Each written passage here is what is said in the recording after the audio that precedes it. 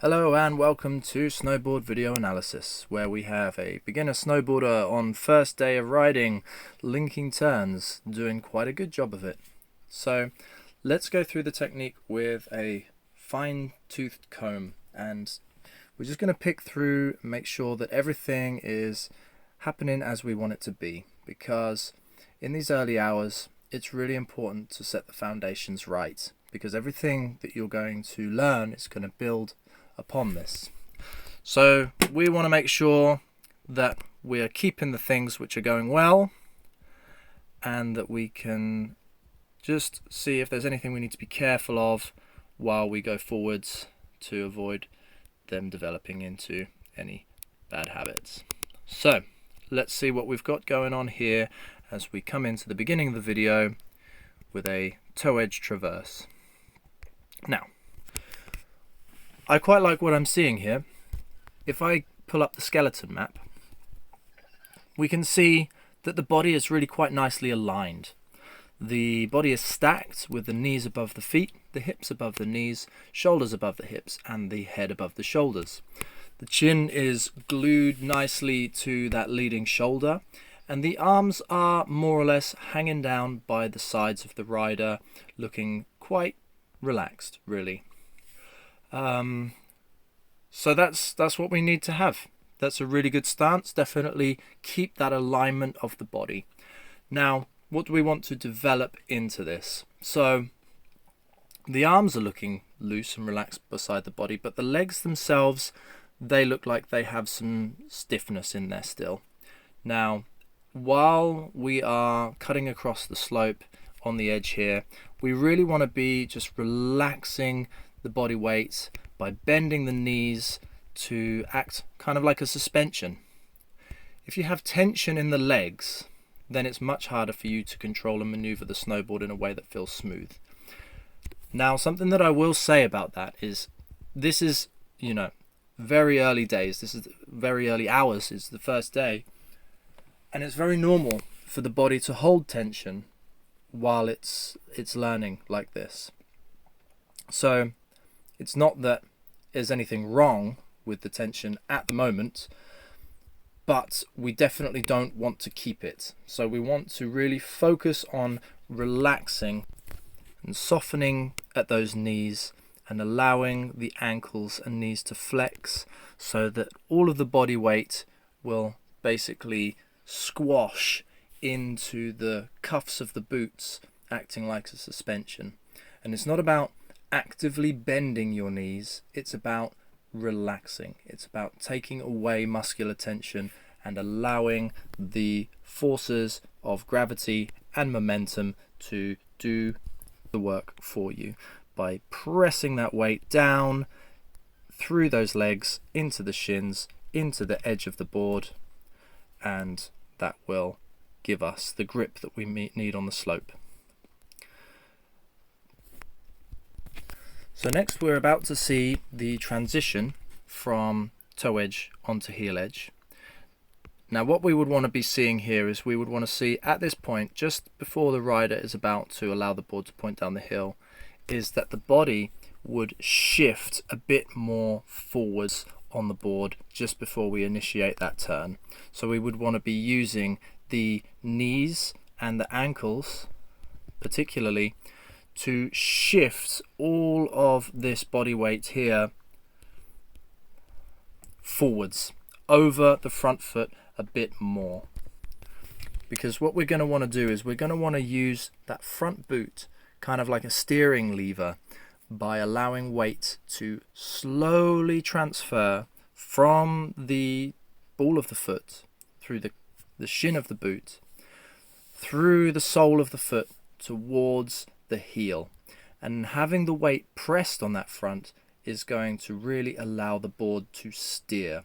So having the weight on there, it's like having the hands firmly on the steering wheel, and without that extra bit of weight on the front, we don't have a good grip on the steering wheel, which means that we can't easily use that boot levering mechanism to turn. So then what ends up happening is we get this twisting of the upper body.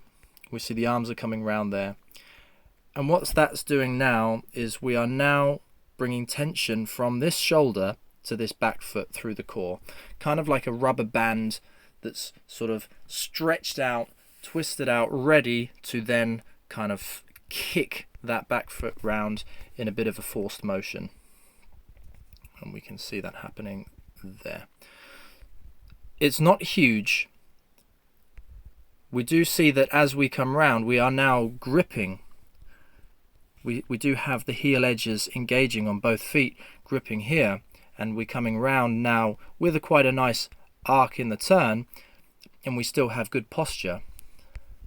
So it's only a small movement there, that little twist and kick, compared to a lot of the other riding that I see. But you just need to be careful because this is a very shallow slope and you're not going so fast.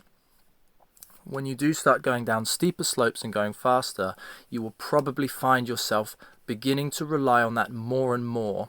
And the reason is because you didn't make that forwards movement towards the nose of the board first before then initiating the turn with the front boot as the steering lever. So then, without that mechanism, we then have to resort to something else. And what everyone resorts to is twisting the shoulders and kicking around the back foot. And yes, you can snowboard like that. Many people snowboard like that. However, it's going to really limit you when it comes to really taking on more of the mountain and wanting to get into really graceful carving and all that stuff that you see all the really good snowboarders doing. And you watch them from the chairlift thinking, I want to be able to do that. And that comes from having really good foundations. So we need to make sure we're bringing in this forward movement just before we initiate the turn, getting the body more loaded on that front foot to then initiate with the steering lever action. Anyway, let's move on from there. So as I said, what we do have as we come around here is we do have the body is in a good position here. We have a good posture still. We can see that we still have the knees on top of the feet, the hips on top of the knees, the shoulders on top of the hips, and the head on top of the shoulders. And the rider is looking in the direction of travel. That's perfect. Do not change that. Definitely keep that.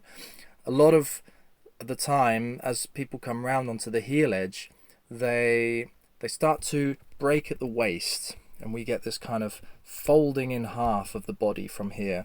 And when instead of bending at the knees, they bend at the waist. But it's not as effective. So definitely keep this wonderful position that you have here.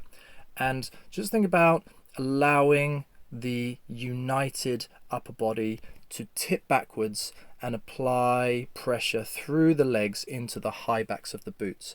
And they are what's going to be working as that steering lever in this case is the high backs, allowing your body weight to tilt backwards so that the legs lever them up and the toes will then start to lift off the slope, and that will get you more grip on your heel edge, and then you won't need to rely on any shoulder rotation and kicking of your feet to bring that board coming around. And you're really going to notice that, I think, if you go on a steeper slope at this stage. Anyway, as we come around here, something to be really careful of is this. You can see that there is snow kicking off of the toe edge while we are meant to be on the heel edge. Now, what can happen there? Basically, that toe edge skimming across the slope like that, it's possibly millimeters away from a catch, which will basically slam you on your face. So you want to really be watching out for that. Tilting more to the inside of the turn, like I just described, it's going to help you with that. I know that particularly on the heel edge, people, often don't trust the fact that there is forces that are basically working on you in this way in the form of momentum. So by allowing the body weight to fall backwards, then you're matching that momentum and you will find that there is support there. It's almost like if you go up against the wall and you put you sit back against the wall, there's something there that's holding you up. Now, this might not be as strong as a wall, however, there is something there. And the faster you go, the stronger that force is. And you get the hard carving riding where you can get the rider, right down here, really tilted into the inside of the turn when you're going at speed. So it just depends on how fast you're going, but I would definitely try to get more tilt on that board by this point, or to spend more time straight running on the slope before then swapping edges, so being more progressive with that edge change. If we get impatient and we're trying to force that board around more than it's willing to go, then we start getting into the possibility of catching edges. So more tilt, more patience through that turn to avoid that. Okay, anyway, we survived. Good news. We're coming into the heel edge now, and we have got what appears to be quite a good stance. However, I cannot see from the back so well, but what I can see is that we still have quite a flat board. It's not gripping the slope. There's a lot of skid here. So what that means is that we do not have the tilt still that we need on that edge. We want it to be that by this point that edge is biting through the tilt and through the pressure of the body coming down into here, and then what will happen is the board will grip and it will actually then start to cut across the slope like this. But instead what we're seeing is a lot of skid until there. At this point the board has now gripped, but I would suggest trying to get for that quite a bit earlier. And again, just like on the toe edge before, this really comes from softening the legs and allowing that body weight to soak down into that equipment, which is in this case the high backs of the boots. Okay, so now we're starting to go across the slope a bit. There it is. So that grip that's there, we want it to start to come in here, really. Just after we've come across the fall line, that's where we want to really be sinking down into that edge, into those high backs.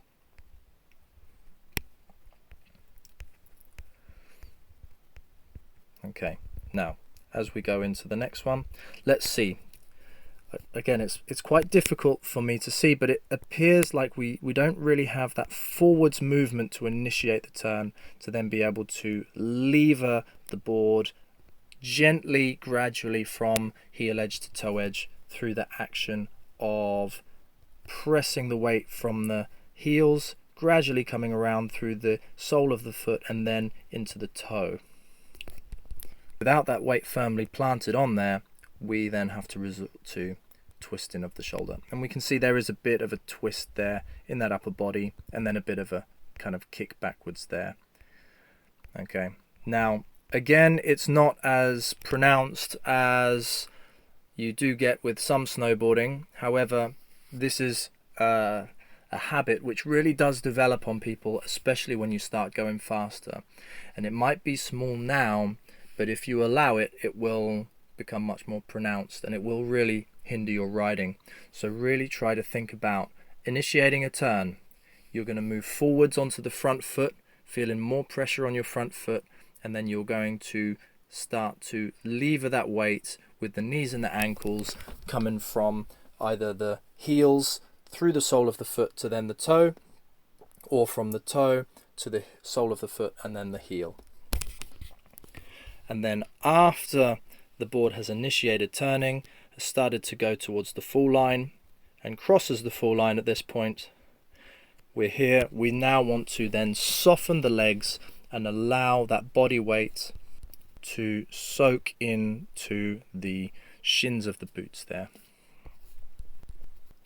And we would want to see the body tilting towards the inside of the turn so that we have the opposite edge, in this case the heel edge, lifting a bit more than that so that it cuts into the slope and can then dig in to let you rail across the slope.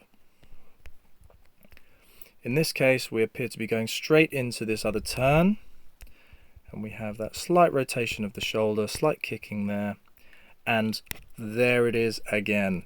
Really want to watch out for that, because all it's got to take is for that edge to stick into the slope just a little bit more, and you will be down before you know what happened to you. So that's more or less all I have to say about this riding.